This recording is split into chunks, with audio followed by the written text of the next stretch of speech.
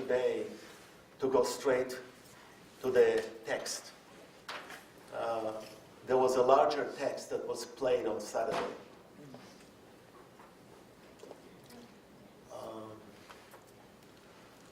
I received so many wonderful words from so many of you during the weekend and on Sunday and today.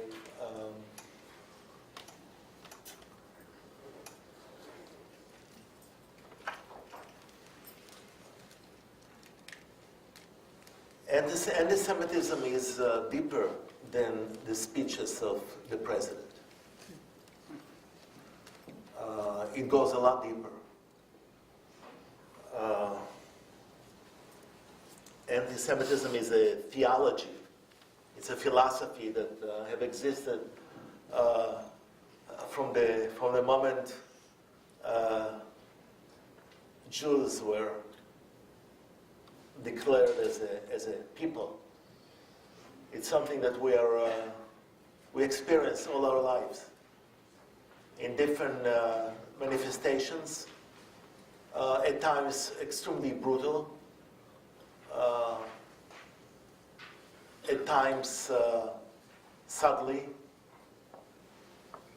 Some of my best friends are Jews. This is how it's sadly.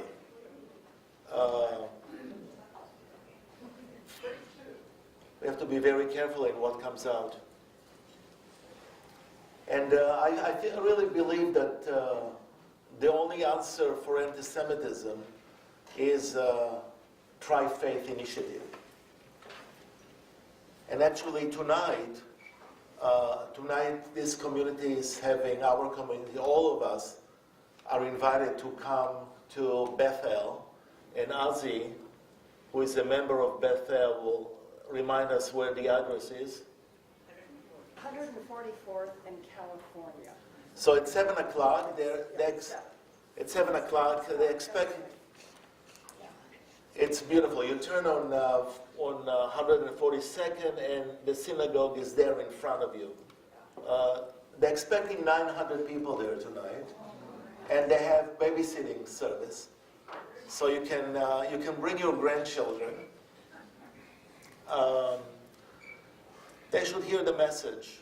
And one of the speakers is the executive director of the Tri-Faith Initiative. So in addition to the rabbi of the synagogue, and the reason why it's there, because Etz Chaim, the synagogue that was attacked on Saturday, is a conservative Judaism synagogue. So this was appropriate. Yeah. May I just ask you, please, there has been talk about what that means, conservative congregation, in today's political definition. Ozzy, you're beginning it so well. Come on, stand up.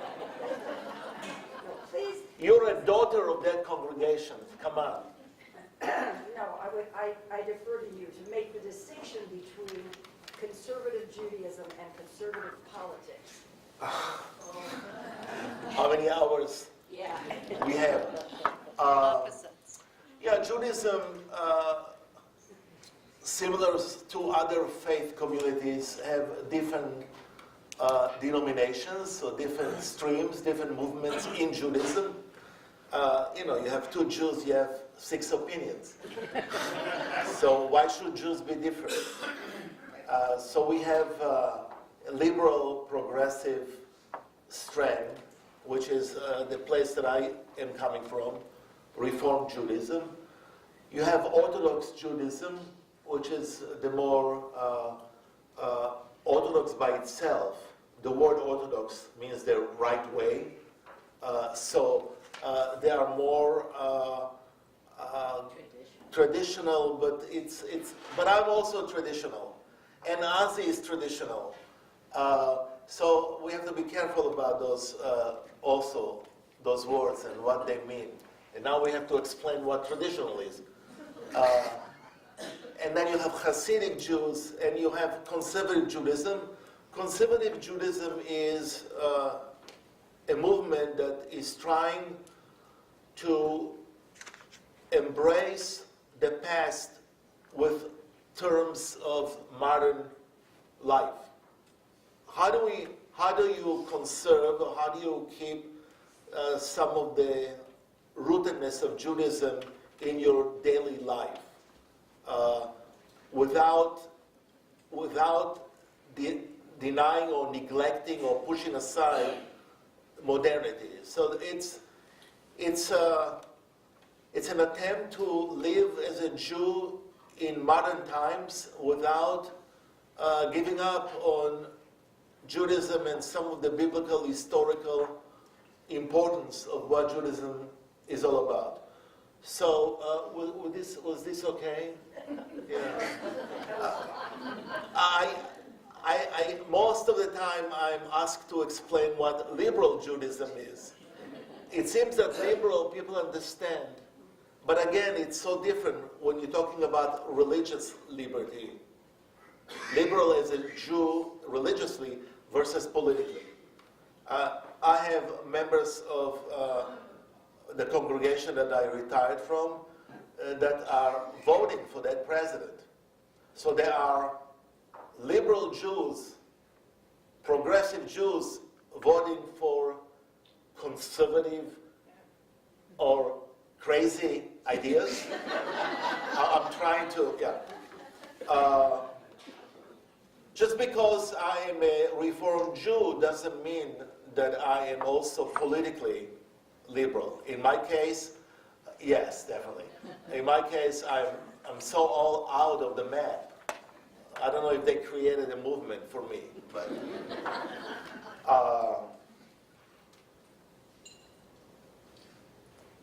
I refuse to believe that his words are the one that led this man to do what he did.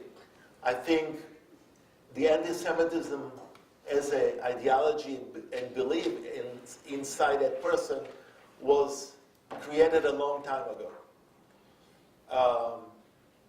Is it possible that some of the prevailing spirits at this moment helped him come to a realization that he needs to do something? Maybe. But anti-Semitism is not something new. It has always been part of the experience of the Jews, but also the experience of the world. I don't need to give you any examples. You guys are totally aware of this.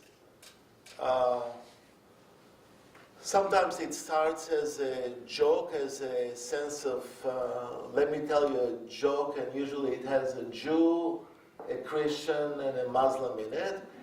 And then why aren't we capable sometimes walking from those gatherings of men or women, maybe holding a martini glass with 3 olives and trying to be funny? Part of the problem is us being drawn to those groups of individuals who tell jokes. But the jokes are painful. The jokes are jokes that were heard 2,000 years ago and yesterday. Those are the same jokes. I don't think they're new jokes. I'm sorry.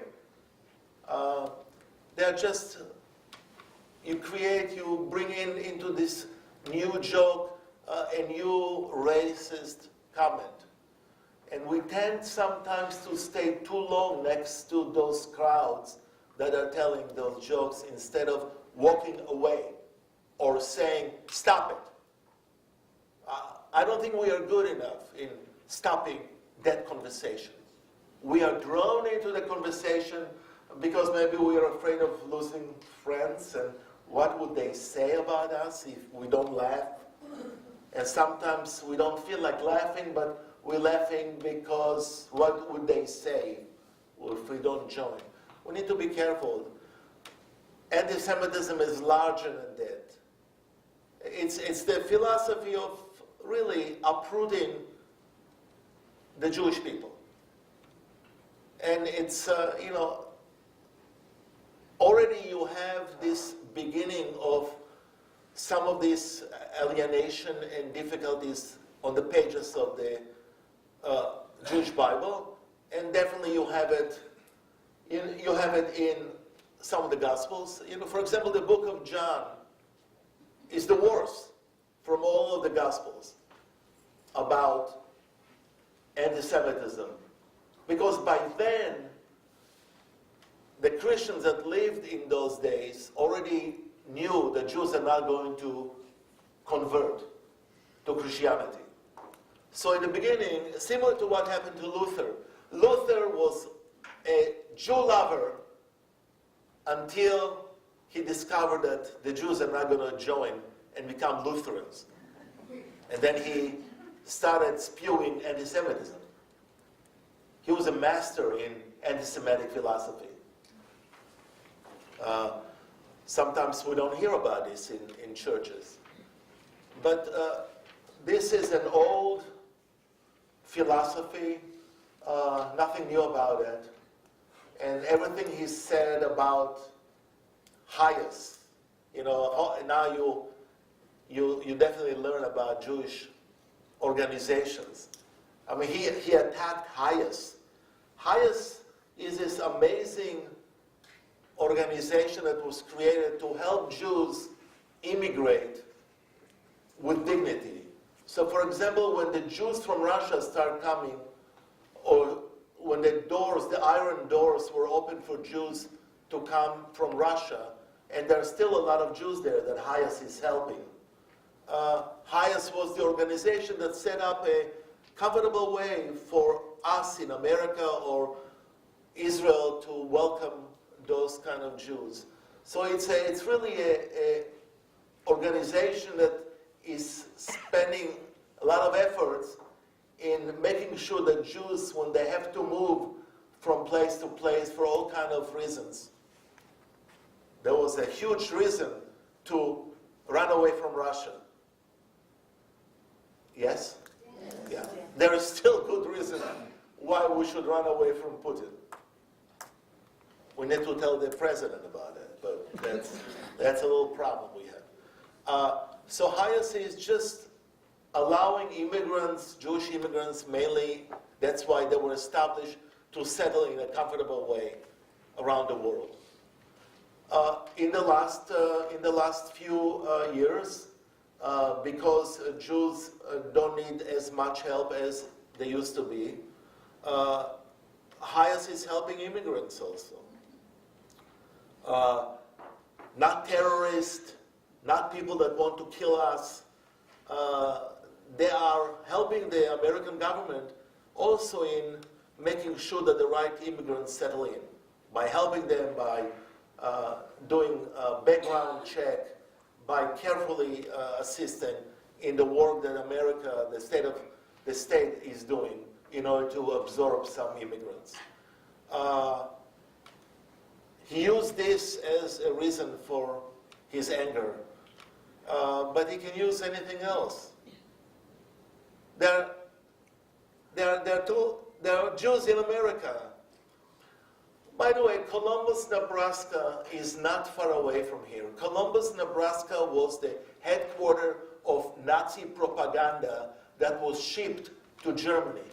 Nazis in Germany and in Europe, and there are a lot of Nazis. By the way, they're not Germans, but they have ideology of Nazism, which, by the way, white supremacists in America definitely share some of this ideology. They used to get the material from Columbus, Nebraska. And Nebraska is, thank God, most of the time has been a wonderful home for the Jews in Nebraska. But you know what? We Jews, as I mentioned before, we sleep with one eye open. That's why we are so tired. We are so tired and we look old because those kind of incidents, sooner or later we knew something like this is going to happen. I was not surprised about what happened on Saturday. I knew the question is where in America. It's like guessing where it's going to happen. I was surprised that it didn't happen in New York. There are incidents constantly that are not reported, and those cases definitely have risen in the last 2 years more than ever before. It was pretty comfortable to be a Jew in America before he came to power. Definitely the numbers are larger and the incidents are more numerous. By the way, the work on campuses, no one is talking about this, but some of our students that we send to colleges outside of Nebraska and even in Nebraska are encountering some difficulties, some remarks, swastikas on their dormitories,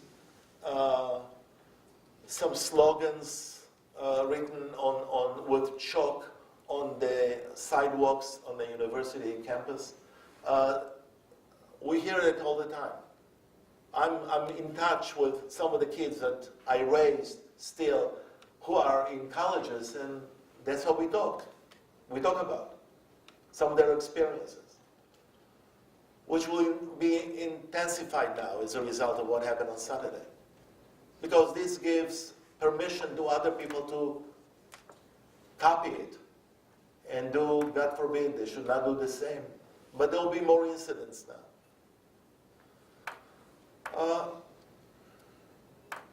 I really believe that the tri-faith is the only solution because nothing else worked.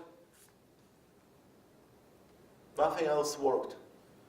But for example, to receive a long email from the imam expressing his sadness because he is a Semite too.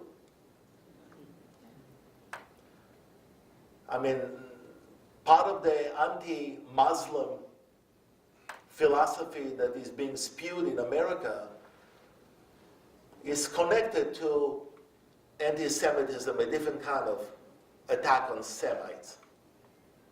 But it's all the same. We just experience this longer.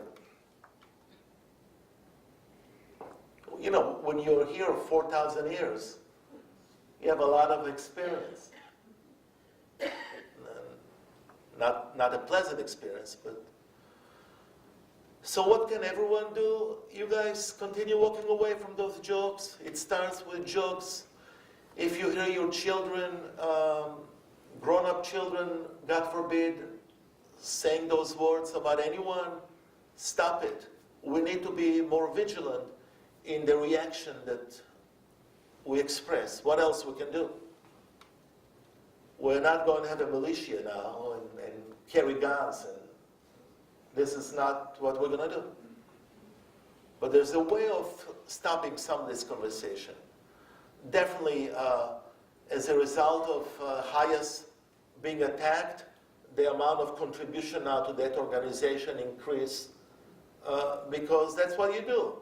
If there is organization that is attacked, if there is an institution that is attacked, sometimes just encourage them with a letter or donation. That's how we do. What else we can do?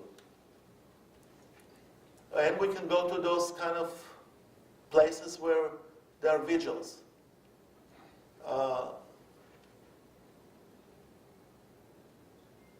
And it doesn't. It's not just a Jewish problem, guys. It's our challenge in trying to restore God's image in everyone. The difficulty is not just the Jew is attacked.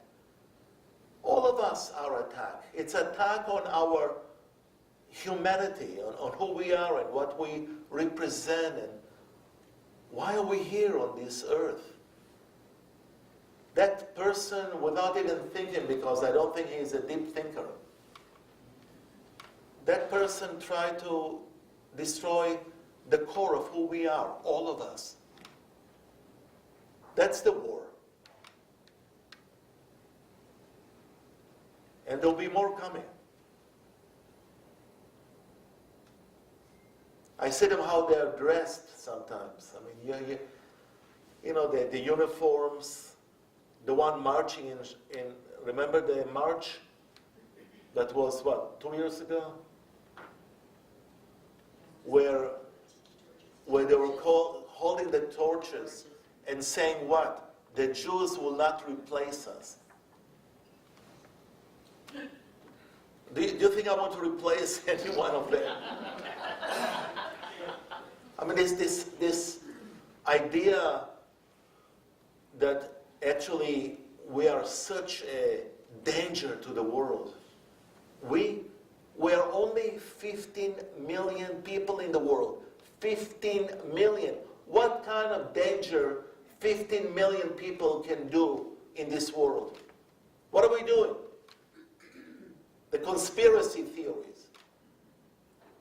Who wants to do anything with the world? Just let me live quietly. Let me sleep with 2 eyes closed. You know, it's so easy to manipulate, to take an idea and then make it into a conspiracy. You know, for a while there was a famous conspiracy that came from actually Russia. It was a Russian-made conspiracy that the elders of Zion are here in order to control the world. Terrible, terrible conspiracy that caused a lot of pain and a lot of death. The elders of Zion. You have also homegrown Nazis in America like Lindbergh and other movements that got hold of a microphone and then spewed some of this material. I mean, it's here in America. The right-wing militant Nazi organizations in America. This is the world we live in. I think you're reaching out to the Jewish community in Omaha is amazing. It's beautiful. That's how we need. We need someone to tell us that they love us. Because sometimes after those incidents, we Jews get depressed. I mean, so after we go to a therapist, you guys are the best therapists that Jews have in America. You're comforting us, expressing how you feel. That's the best medicine for us. Any comments? Could you say more about the book of John and the anti-Semitism? No, I don't. No, okay. There are definitely some expressions in the book of John of comparing the Jews to the devil.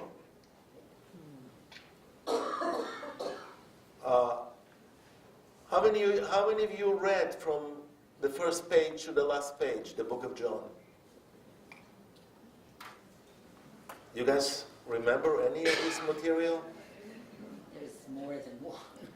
There is more than one quotation. So I just will encourage you to read it. I just want to be more aware of things like that. Yeah, all of us need to be more aware. That's the danger of our life, when we live our lives sleeping.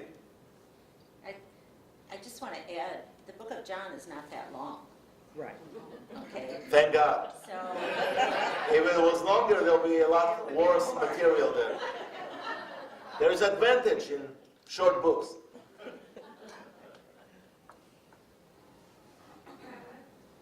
just wanted to say a couple things. I think we're depressed too.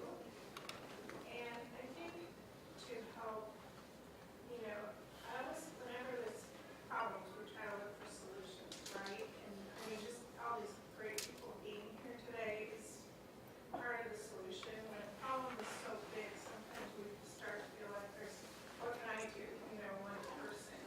And I'm really glad you mentioned how people can make contributions to the temple in Pittsburgh, but I think, I'm good friends with Mary Beth Muskin, who's head of the ADL, yeah.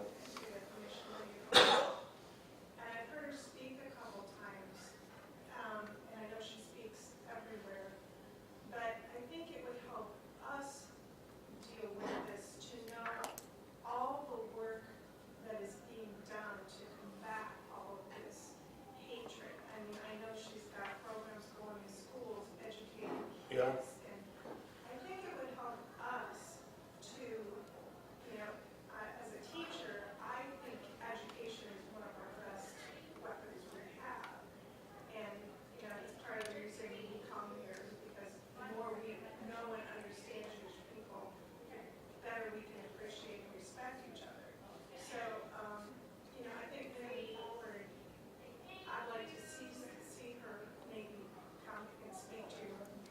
Excellent idea. Excellent idea.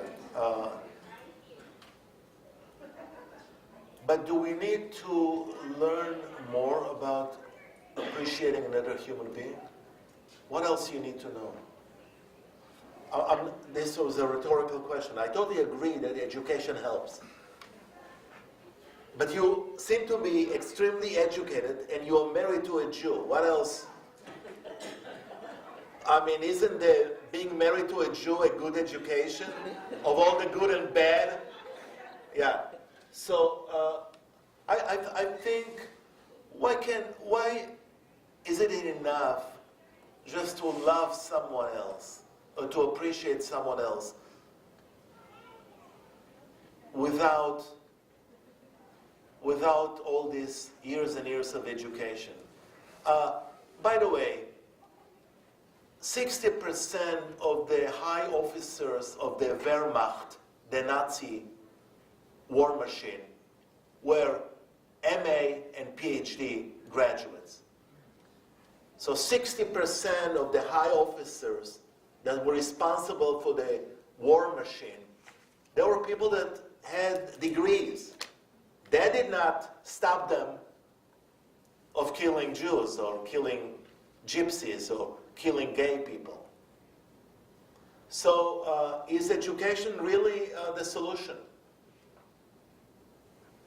Definitely a speaker is important. Yes? I think what Christians, and I'm speaking as a Christian, have really forgotten. And I thought that after I teach all those classes, you become a Jew. Oh my God. Hasn't happened yet. Jesus was a Jew. Yes. Jesus was not a Christian. Jesus was a devout Jew. And somehow, I don't know when it happened, but Christians divorced Jesus' Judaism. Of course. It happened when the Jews said, "He is not our God." That's when it happened. When Jews rejected Christianity in early stages, that's where the switch was done. Because then there was this, sometimes I dream about Jews at that time becoming Christians. Our life as Jews would be so much easier if all of us converted to Christianity. I'm serious.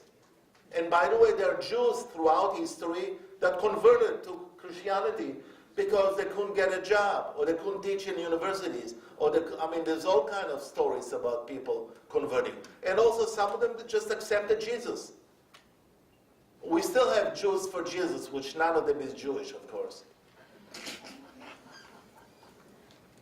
Pat Robertson is the one that invented the movement of Jews for Jesus.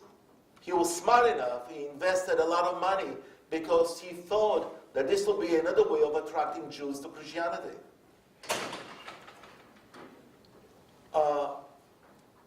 I saw another hand. Yes, please. Well, I kind of want to go back to the education piece for a Yeah. minute, because I too am an educator, and I don't think it's necessarily about the PhD or the degree. I think it's about exposing our young children, like how we have tri-faith kids.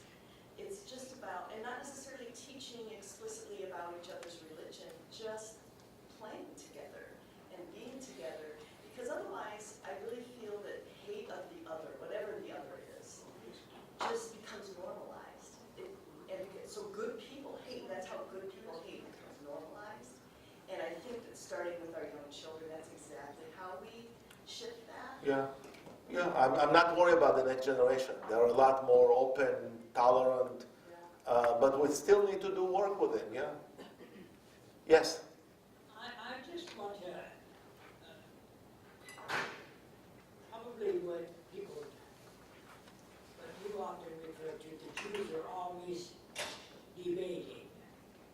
And I think, had you become followers of Jesus and given up Judaism, that would have been a horrible thing.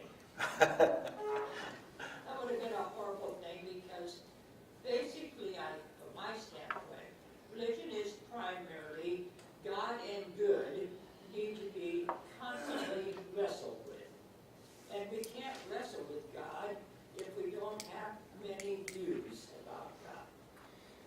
I was just, I, I was just imagining what would be, how many Jews will still remain alive if we all became Christians.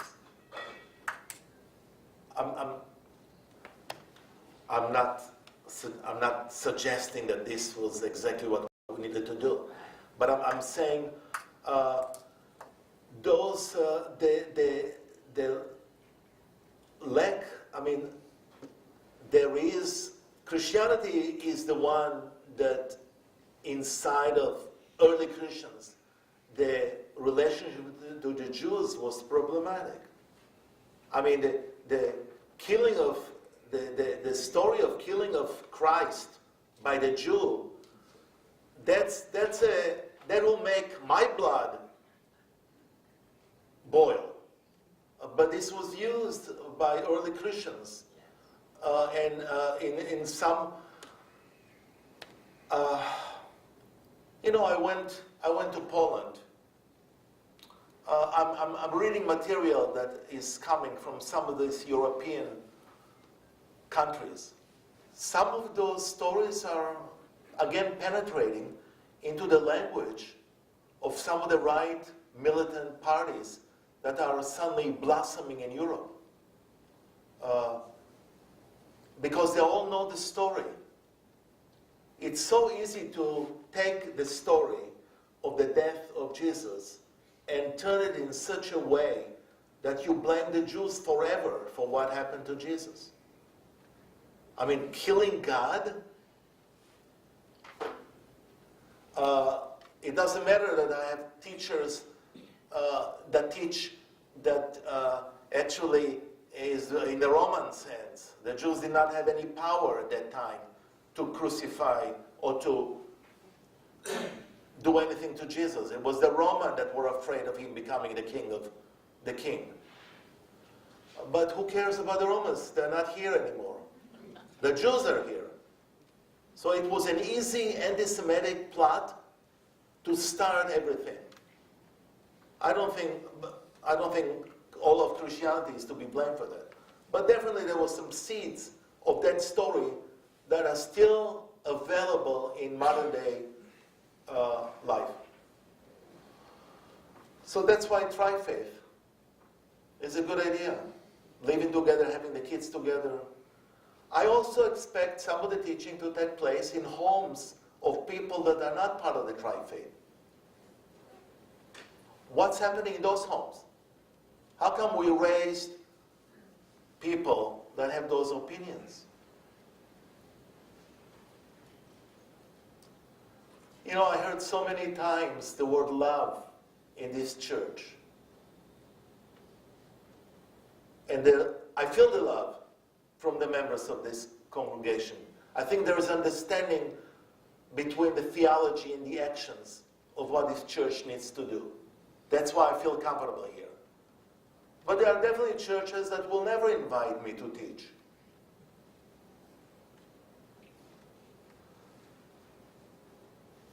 I agree, education is important. And maybe everyone should have a Jewish husband.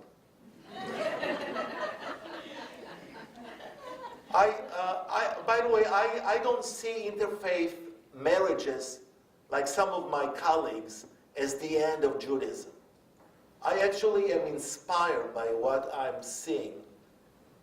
And as a result of Christian and Jews and Muslims getting married, and then what happens to the kids? I think the kids are open, loving.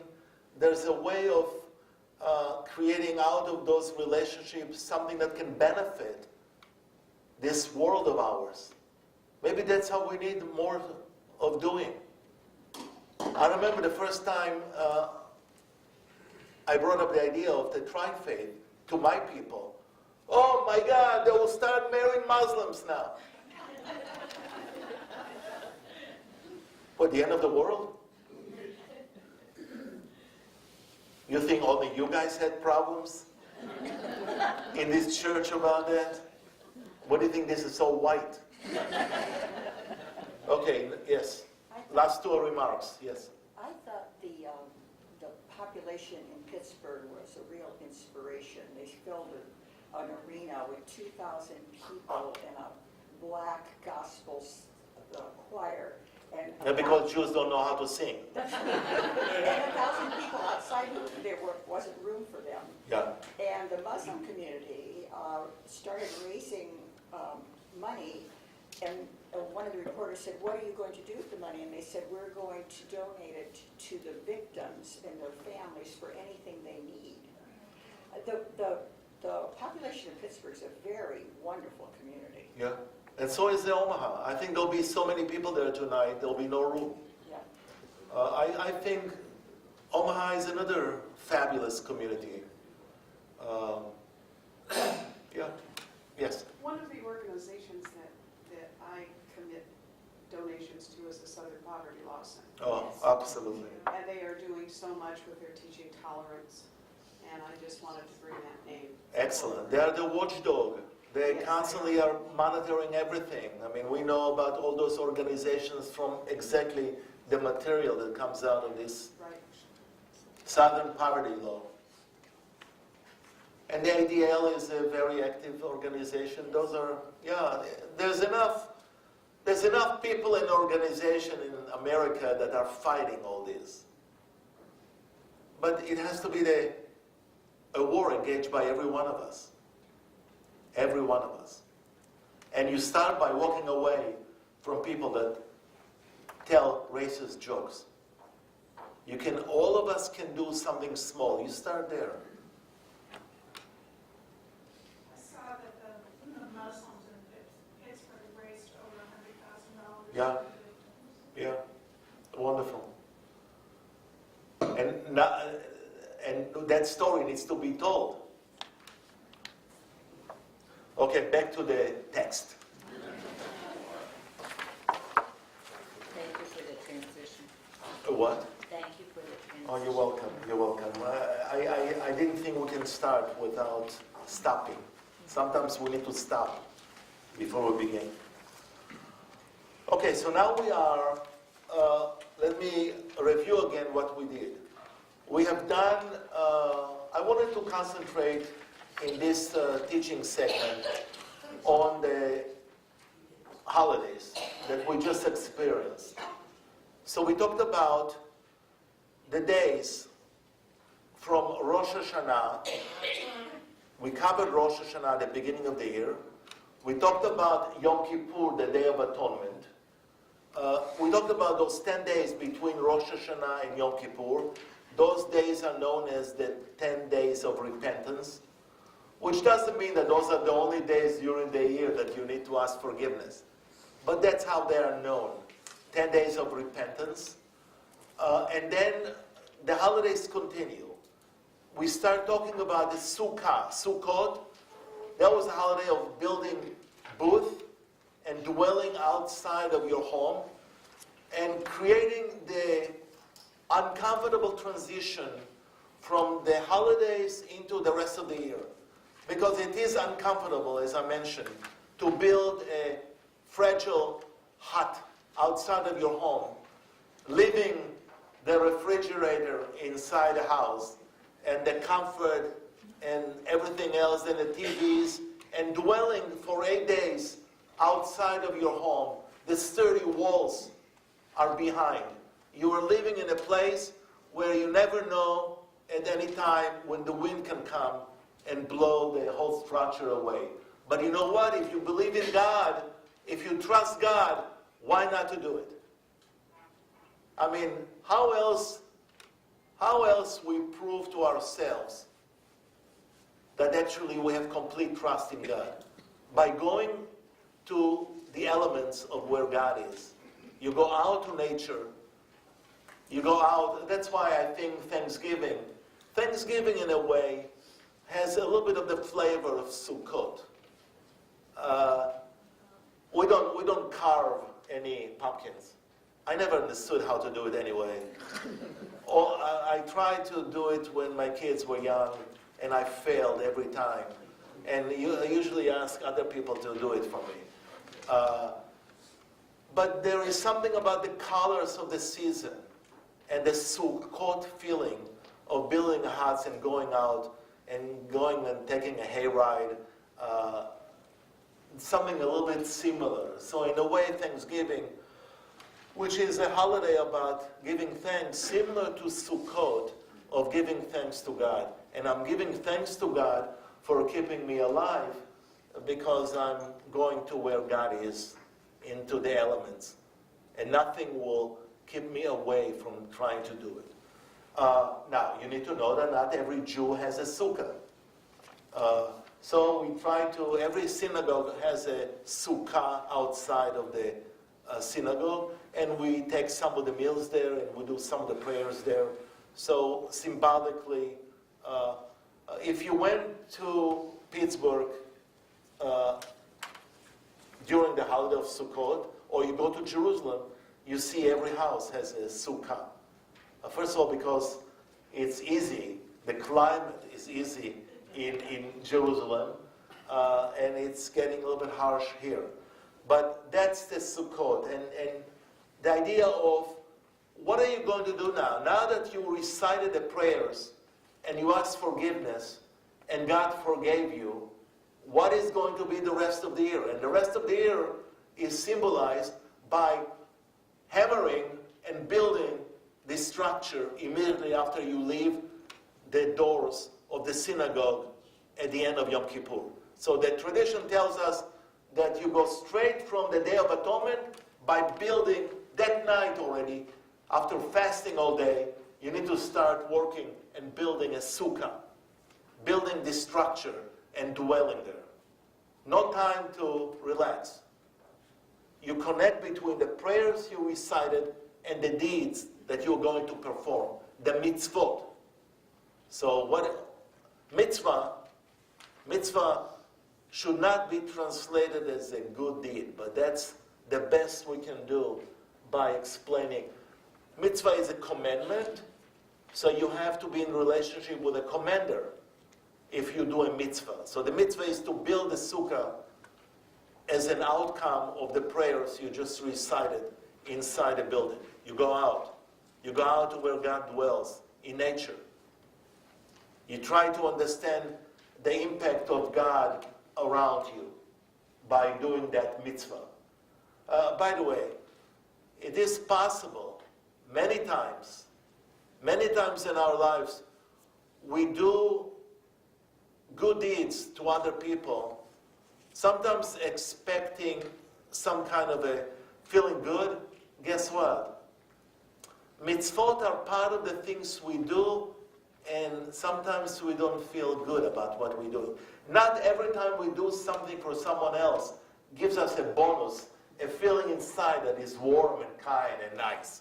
Come on, how many of you have done wonderful things for other people without feeling anything good inside? Yeah, that's most of our life.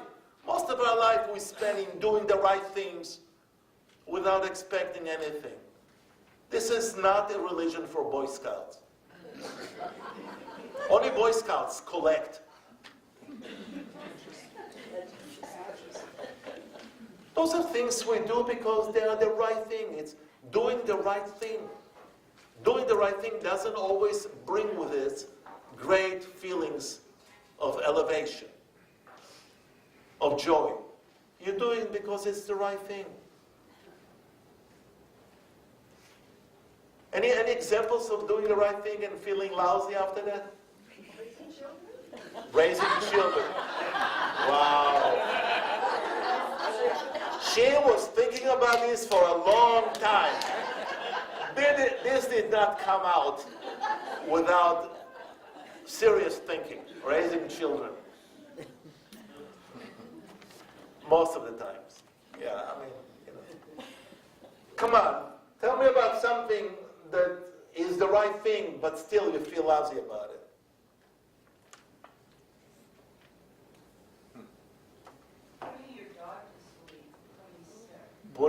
Putting your dog to sleep when the time comes. Wow. Yeah.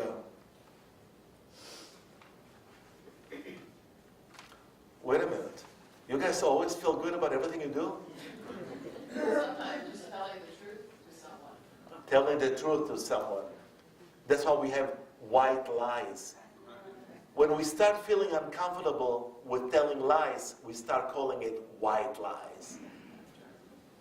A lie is a lie is a lie.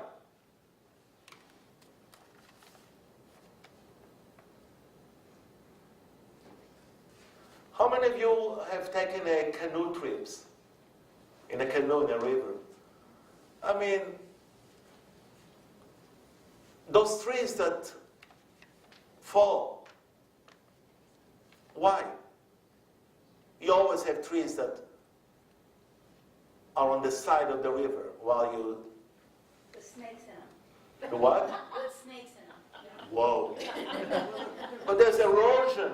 There's an erosion from the water on the river that slowly takes even the most sturdy trees and put them flat.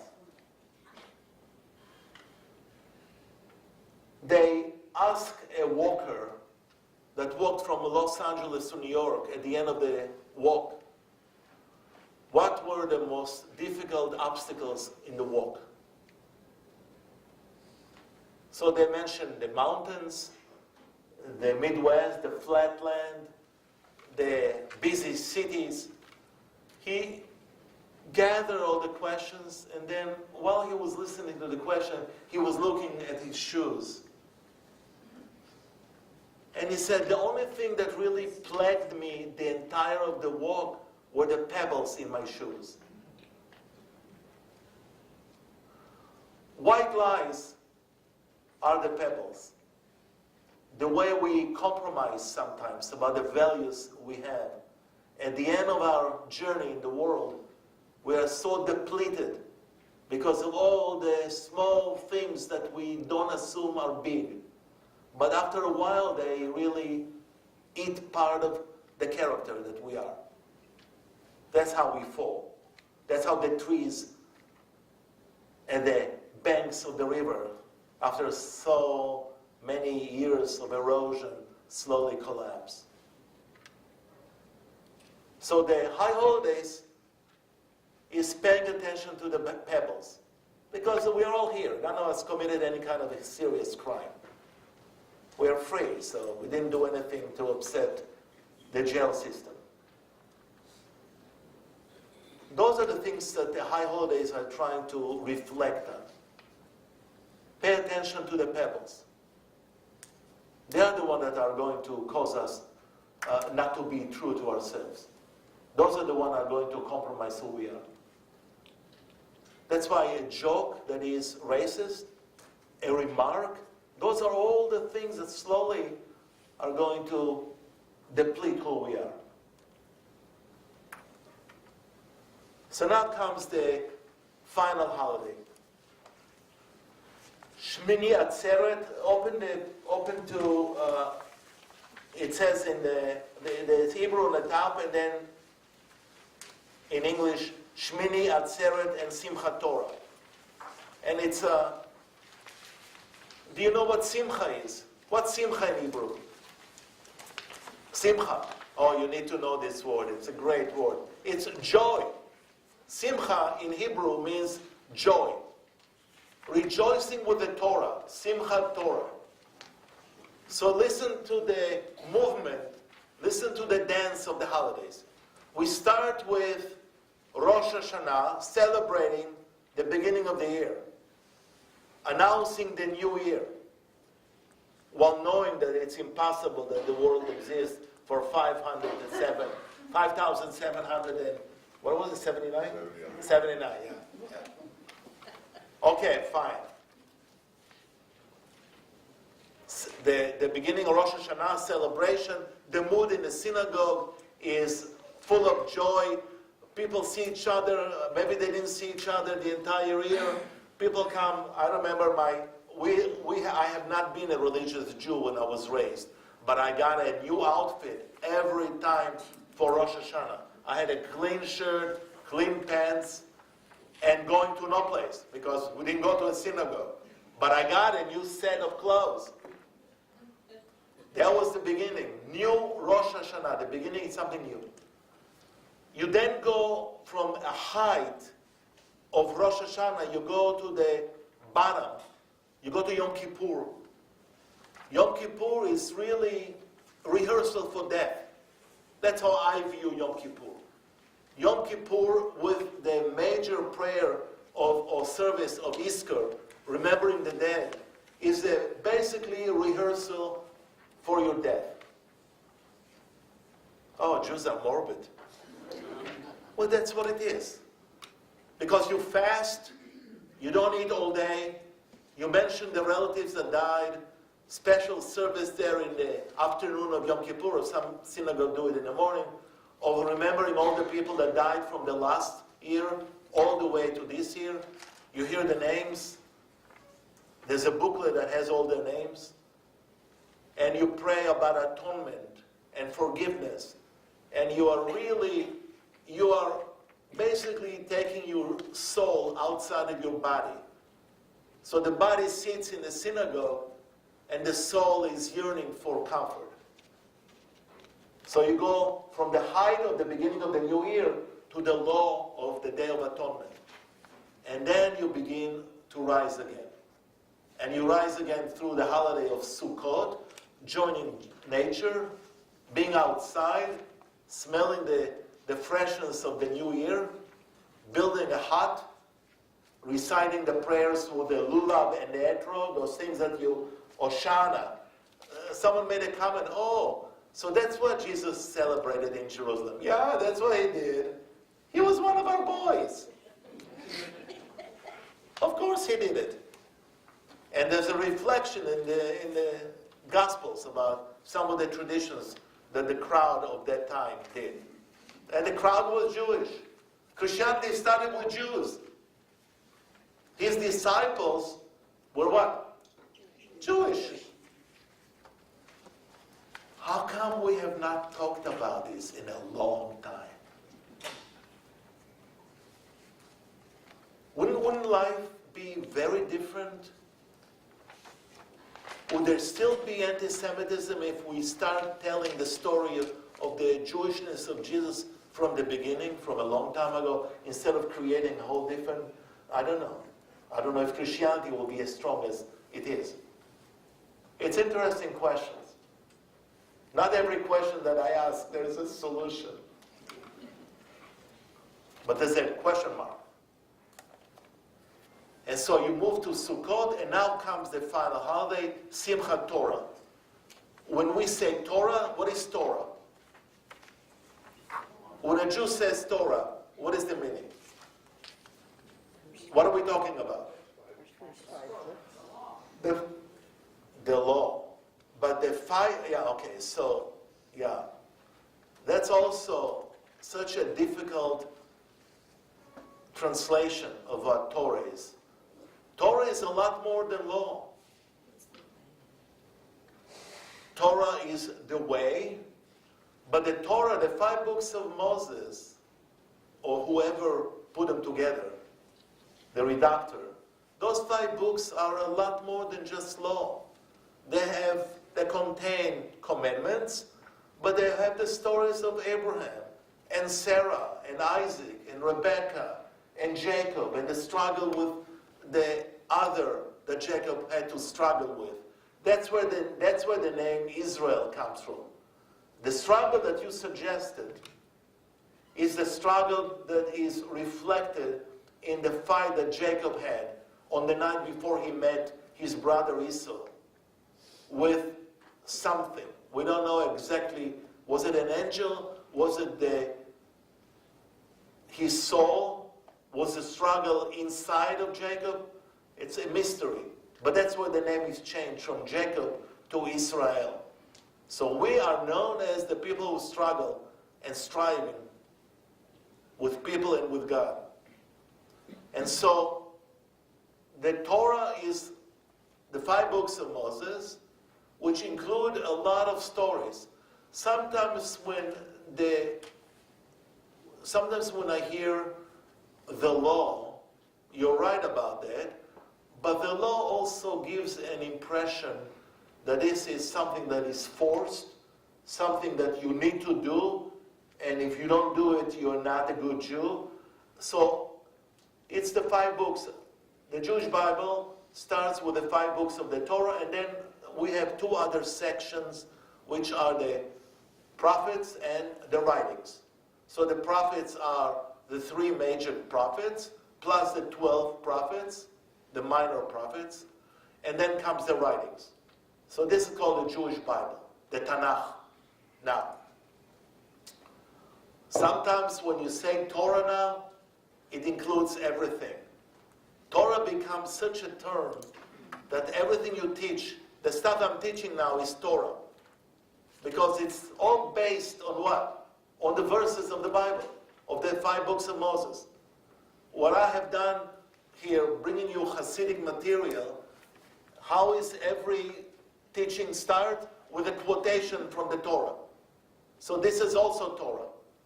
Eli Wiesel books are Torah. What I'm saying, there's an amazing body of Jewish literature that many of us refer to all of this as the Torah, is the way. Is the way to conduct someone's life.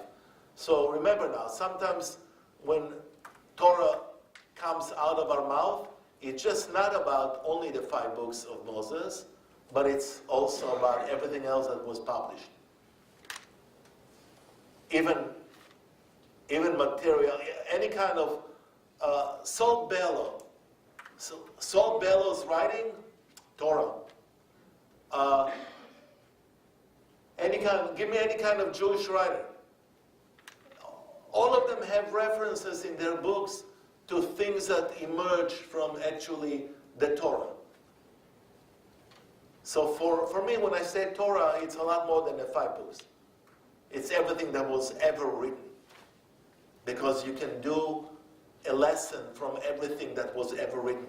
And you go back to the core. And the core is the scroll that we all have in our arks in a synagogue.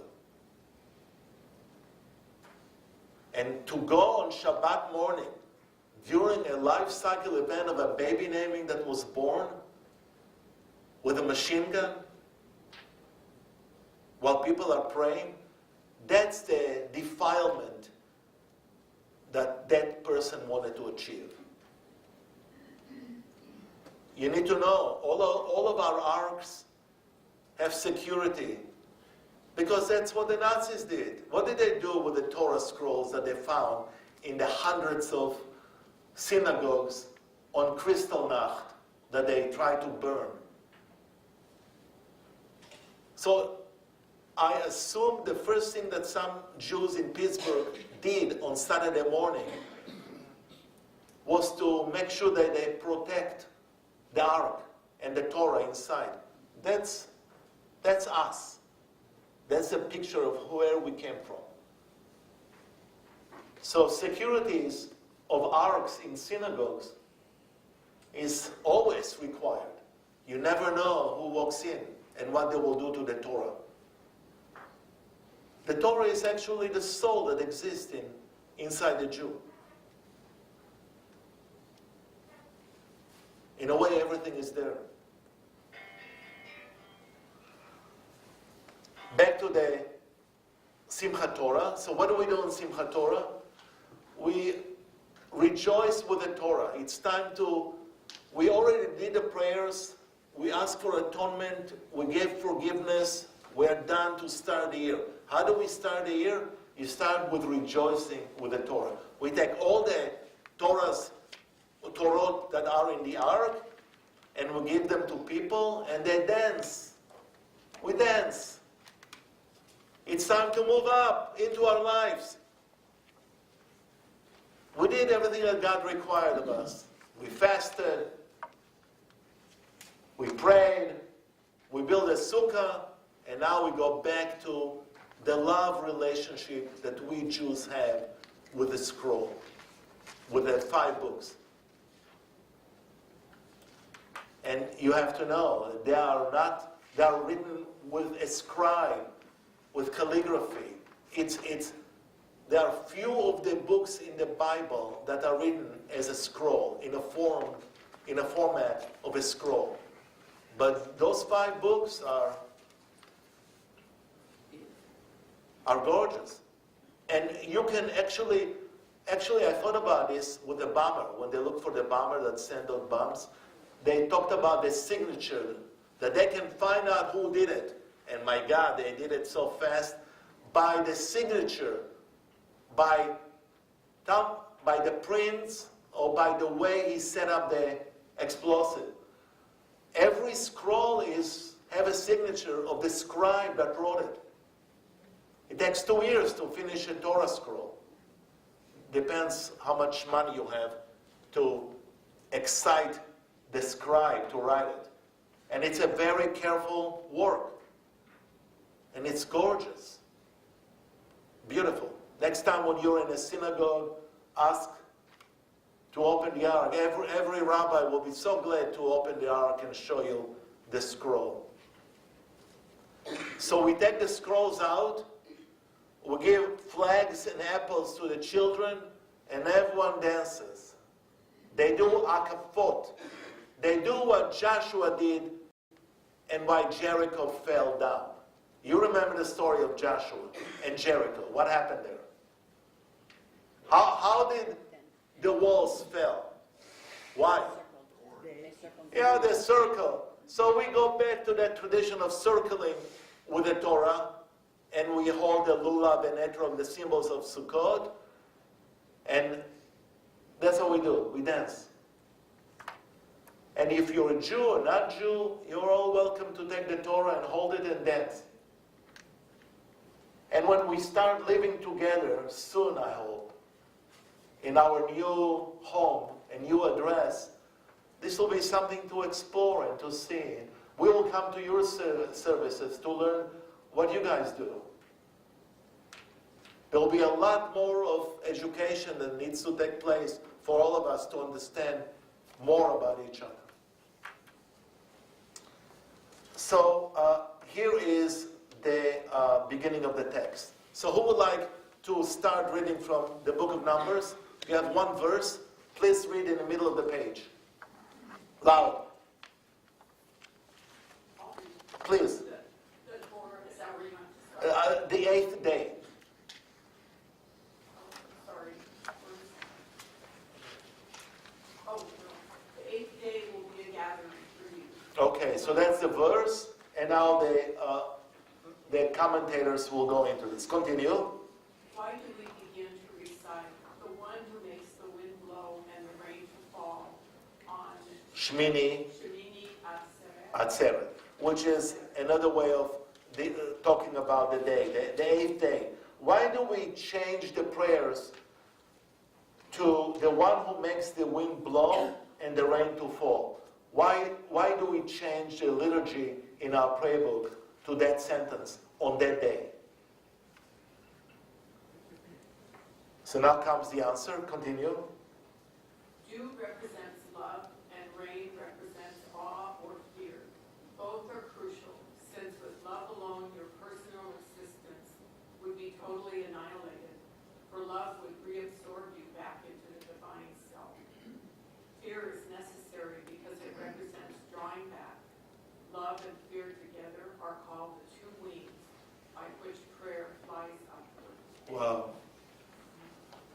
Too much love? Watch it. What is the danger from too much love? Being absorbed? Where?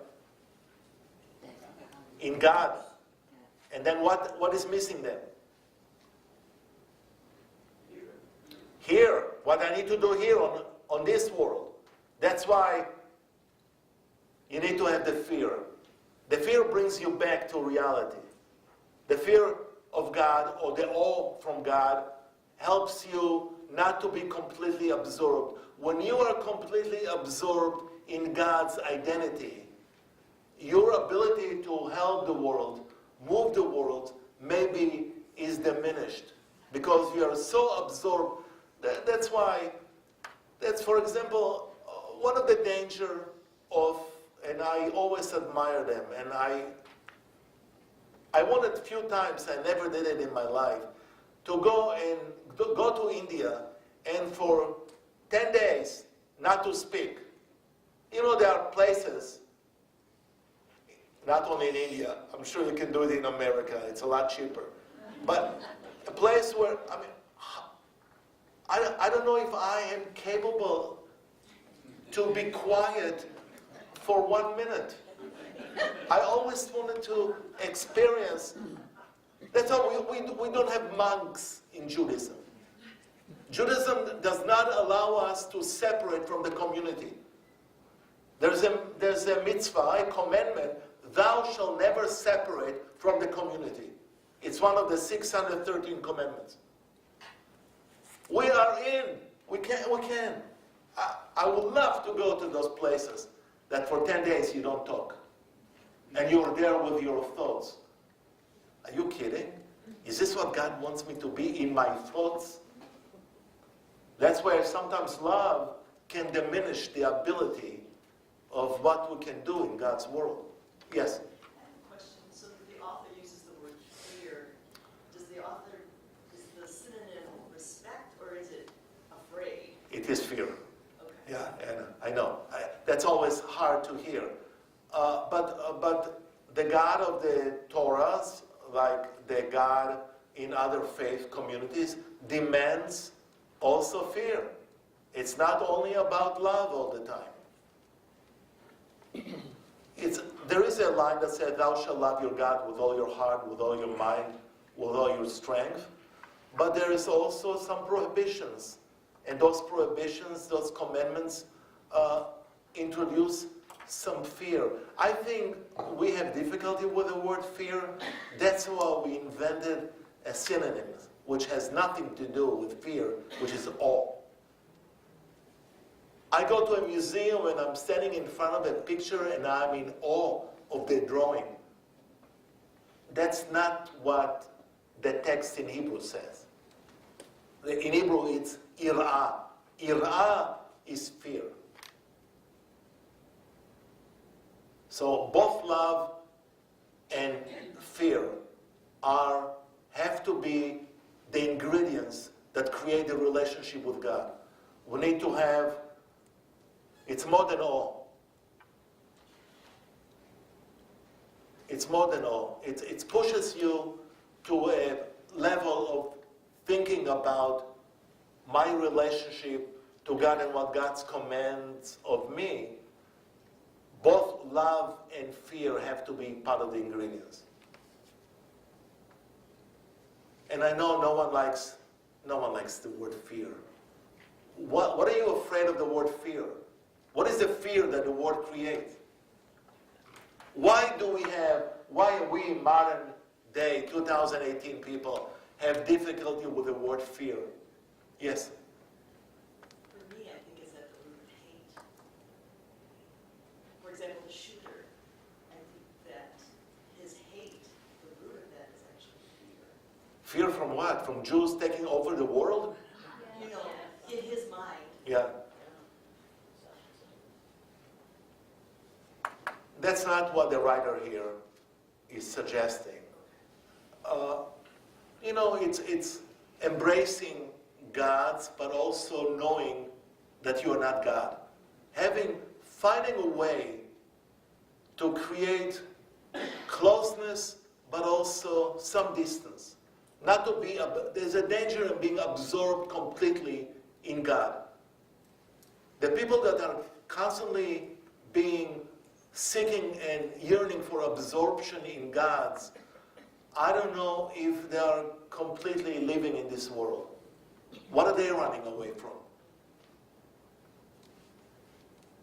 Loving God is wonderful, but you need to be absorbed by that love and how functional you are when that love is capable to be achieved. Yes? Fear of God makes me feel like I'm afraid that God is going to punish me. What's wrong in that? What's wrong in that? What's wrong in having a little fear? What do we know? First of all, what do we know about what we need to feel? But I think sometimes it's okay. Fear of parents, honor and respect your parents. the word there is, there is a need to know where the Father sits. What chair? That's my father's chair. That's how we were raised. My father sat on that chair, and God forbid you make a mistake and you sit on his chair. I'm alive, so my father was taller. No, but I think life requires some distance, some hesitation. Not everything goes. I think it's okay to live our lives with some fear that maybe the way we are conducting ourselves is not the right way. Some kind of self-discipline of being able to have both sides of the coin. Okay, so I've always felt, I've chosen to believe, that natural consequences are what's going to cause the pain. That God's going to love me through that, but there are natural consequences that will happen if I act in certain ways. But why can you blame God sometimes for those consequences? Why is God getting such applause all the time? Is it possible that God actually affects our world sometimes? That person chose that sin. Why would God allow for that person on Shabbat to walk into a synagogue? Why are we so good with God? Is it possible? So the Jewish dialectic, and that's how we live our lives. You know what? Yeah, natural causes, circumstances. Hey, maybe God did it. Maybe there's a larger lesson. Maybe we are not yet aware of how our life is going on because we live in our lives. Maybe there are things that happened to us in the past or that will happen to us in the future that God should take some responsibility. Why do we love why should we only love God? What's wrong in having some doubt about some of the things God has done in this world? Yes?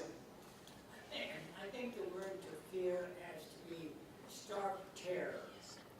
And stark terror is frightening to every ancient notion of our body.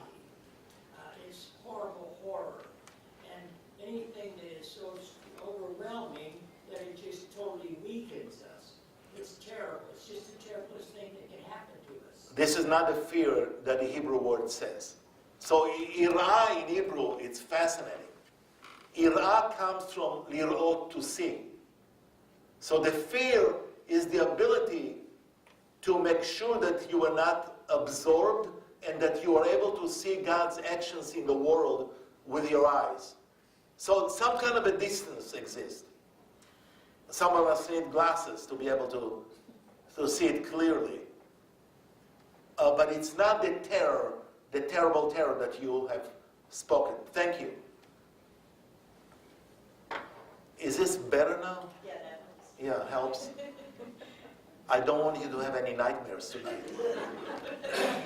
Ira comes, the word in Hebrew, ira, is to be able to see God from a distance. Lirot. You're not there. There is a lirot, to see. It's the way Abraham noticed the ram in the thicket, and therefore he sacrificed the ram instead of his son. That Torah portion is called Vayera, and he saw with his eyes.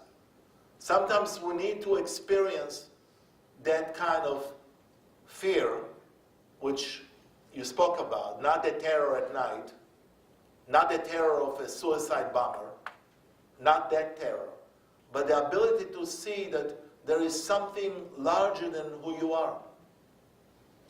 Yes?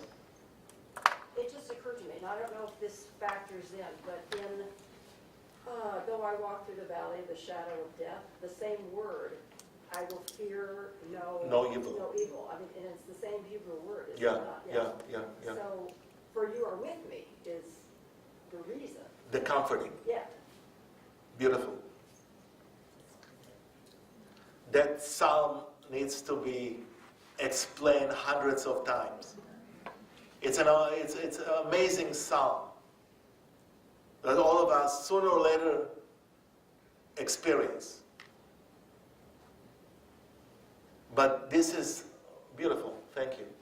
The same kind of a word exists there. Okay, so let's continue. The Torah has qualities of both dew and rain.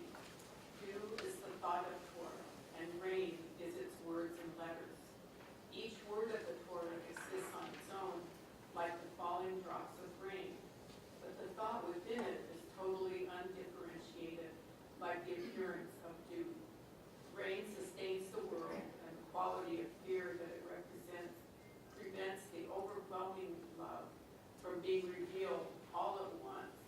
It appears one drop at a time. We cannot perceive or understand God in totality at any moment.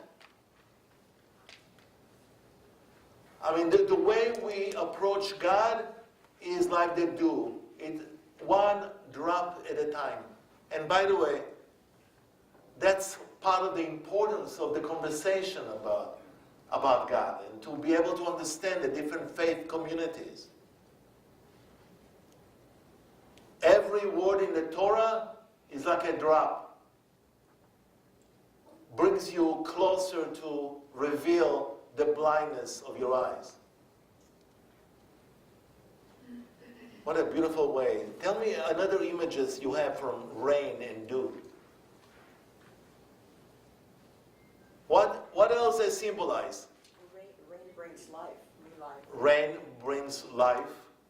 It also brings destruction and death, so it's a dichotomy. Like everything, like God. Yes. We cannot understand God by saying what God is.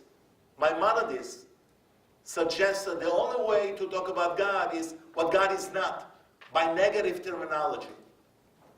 Because once you start talking about God in positive language, what God is, you're putting God in a box. It's amazing how much energy is spent in this world talking about God, as if God needs us to talk about God. God is so happy when no one talks about God. What do they need to talk about me? I can see God completely exhausted from all the attempts that we try to talk about God. He's laughing at everything we say. We are the best vehicle, a factory of humor for God.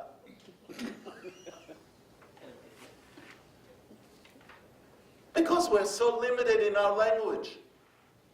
What do we know about God? Nothing. Actually nothing. I think God requires of us to talk about us. He or she gets a lot more enjoyment of listening to the conversation among us without including God in the conversation. So much blood was spilled as a result of talking about God. On Shabbat with 3 guns, 4 guns, you walk into a synagogue? I mean, there has to be a theological question here. We can't go over what happened on Sabbath without talking about God. Similar to, none of us was capable of walking out of the crematoriums after the Holocaust and not talking theologically. What do? And you don't have to talk just because the numbers were enormous. Every time you go to the 7th floor of Clarkson Hospital and you see a child dying from cancer, that question is relevant. We have to introduce more theological questions into our life, knowing that we'll never know the answer.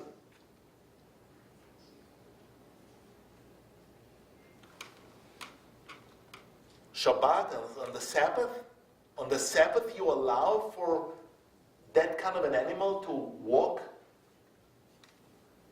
I'm leaving it there.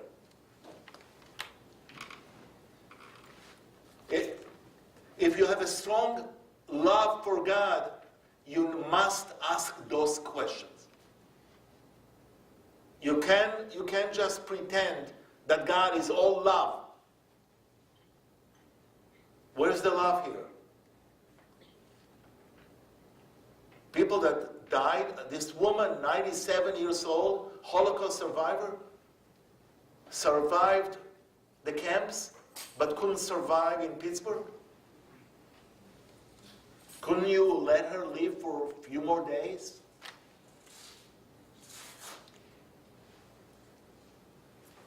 Yeah.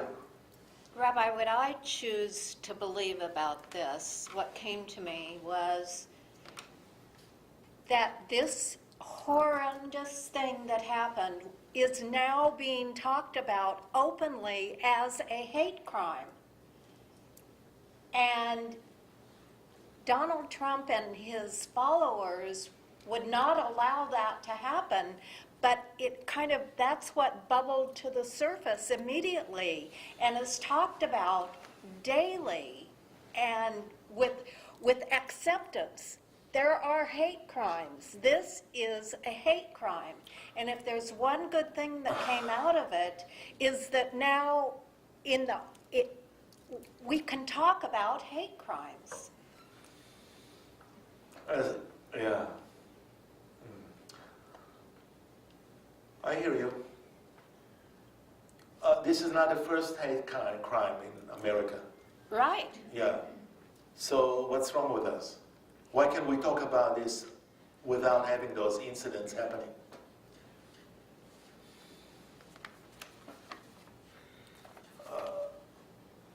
Last week in, where was it, Kentucky?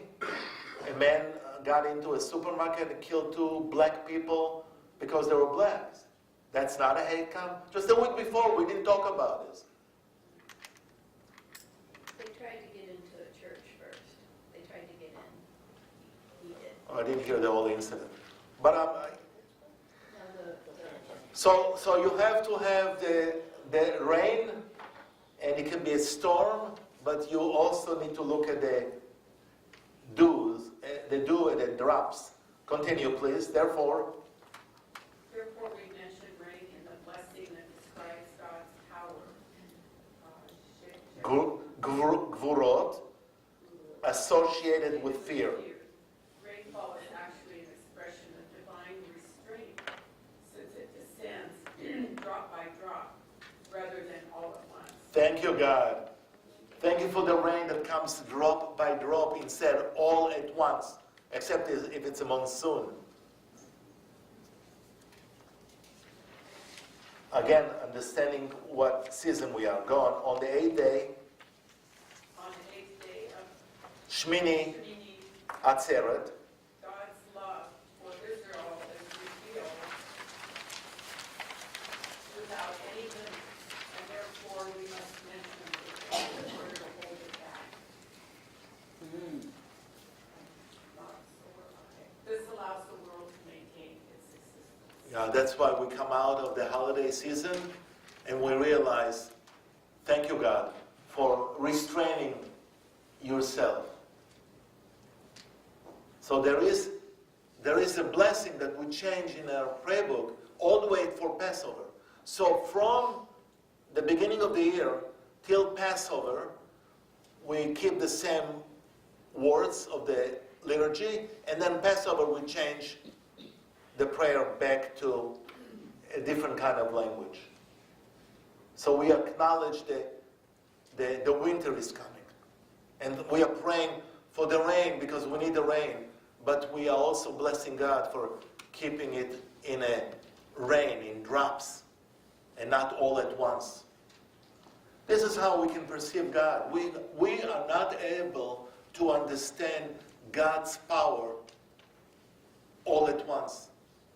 So the Torah is a wonderful vehicle for us to be able to understand God in pieces, God in small amounts. The light that we have outside, and we already went through this text, the light outside is not the original light of the 7 days of creation.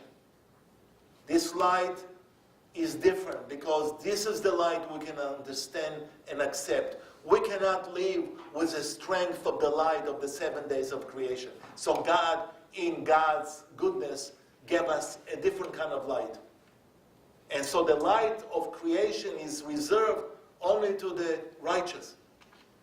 So righteous people among us must see the light differently. Oh, I want to be righteous to be able to see it. Oh, that's a good reason to be good. Wouldn't you like to see the original light of creation? Which was so powerful that God had to, in a way, change that light to allow us to live. None of us can live with the light of God in full strength of that light. Yes? So, is the fear the same thing as the tree of knowledge of good and evil in the Garden of Eden? The warning there, and Tree of Life is the name of the synagogue. I mean, the same idea. Is it the same? But it says only when they tasted from the fruit, whatever it was, their eyes opened. So there is we cannot live with our eyes open constantly to the power of God. That's why we can take it in small spoons. That's why the rain comes in drops. That's why we can perceive God in our limited ability to perceive it. But that's why the conversation about what God is, it's a waste of time. Because anything we can express is going to be limited. Because we are not God. And we don't have the power to accept the whole picture. So God, in God's love for us, put His words in the Torah, the 5 books, in Old Testament, New Testament, in such portions that we can understand. But they are, again, it's about raindrops. It's about dew. Not all of it at the same time, in full strength. I'm sorry to disappoint you. I thought you guys are upset now that you cannot. Thank you, God, for not revealing yourself with fullness of existence. Amen. Thank you. Yes? So, when somebody has a tragedy, a child dies of cancer, and those people that say it's God's will, or God has some plan that we don't know about, that makes me crazy when I hear that. Makes me crazy too.